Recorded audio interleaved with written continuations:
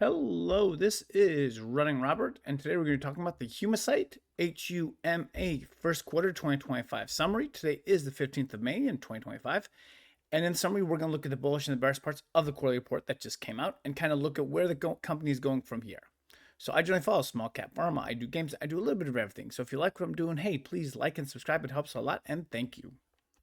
Disclaimer is, I bought the stock for approval. I sold on approval. That was, at the moment, a good idea, but now I'm looking to see if there's a chance for investment again. So that's why we are continuing on with this, even though I do not have any positions at the moment.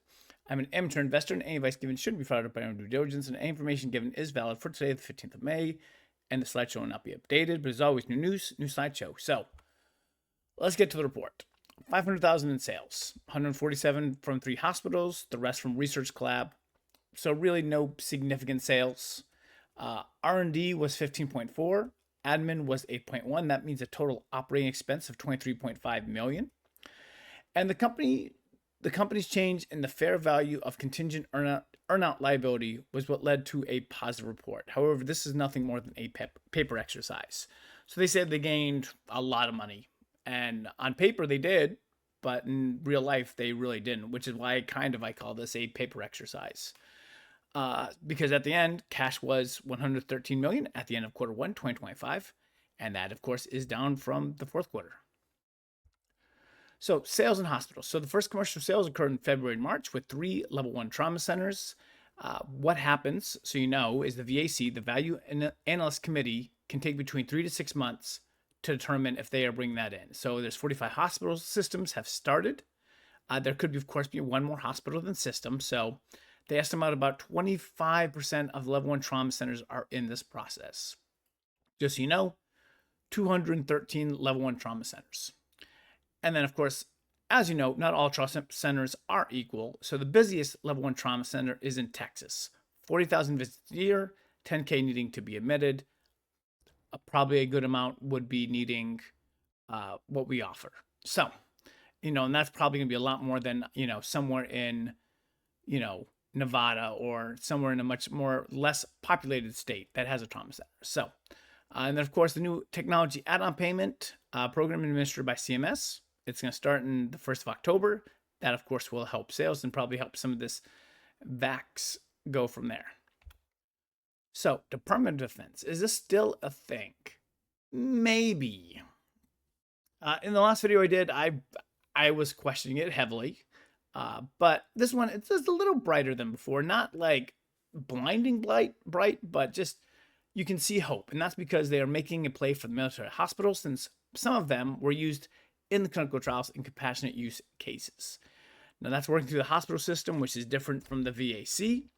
Of course, that's going to be based on the hospital, VA budget, Secretary of Defense budget, all that kind of stuff.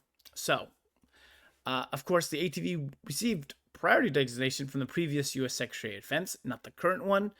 So, we're going to have to see if they continue to hold it and feel like it is something that can be positive. So back to cash. So 113 million. So companies' operating costs were 115 in all of 2025. So in 2025, we could expect about being under 100 million. So they did some layoffs, they did some cost cuttings with a 23.5 million operating expense for last quarter. We are looking to be under 100 million. And this is based on the quarter 1 operating expenses. Looking at the company, it does indeed have a year of cash for sales to get started and ramped up. The analysts expect sales to be between 7 and 13 million for 2025, ramping up in the second half. And that is really going to be because they started the process 6 months from now. They will looking to be buying, which is going to be the second half. So we'll have to see how that comes out. And then what can we expect for sales? So we have the unit price up at the top, 29,500. They say the market is between 20 and 30,000 patients a year. So let's just go on hypothetical. They hit the lower end of that patient market. That's about 600 million. It's pretty good. 10,000 is about 300 million. 5,000 is about 150. 2,500 is about 75. 1,000 is 30. So really what we're doing to begin with is we're looking to see if they can hit that sweet spot in the 25 to 5,000 range, because that would pretty much indicate that sales are going well and that they almost have enough to break even. And that is something that would be very positive, which again would help their cash burn in the long run if they can get up those type of sales. Rest of the pipeline, hemodialysis trial going on. There's 2 parts of that trial. V07 completed, positive, love it. V12 days expected in April 2026. They plan to submit the supplemental BLA in the second half of 2026, which means it's most likely a 2027 approval. When you do supplemental BLAs, they're easier to do, they're shorter to do. If V12 is positive, I do expect approval. There's really nothing else in the pipeline to discuss other than that. So a year plus cash. So really it's almost a year and a quarter. If you divide that 23.5, we're a few million off of a year and a quarter, but we're pretty close. That's what they're working with. So all eyes are going to be on the second quarter sales.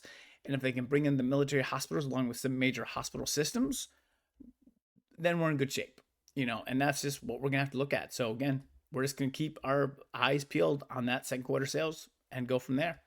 So thank you very much for watching and listening, and I hope you have a wonderful day.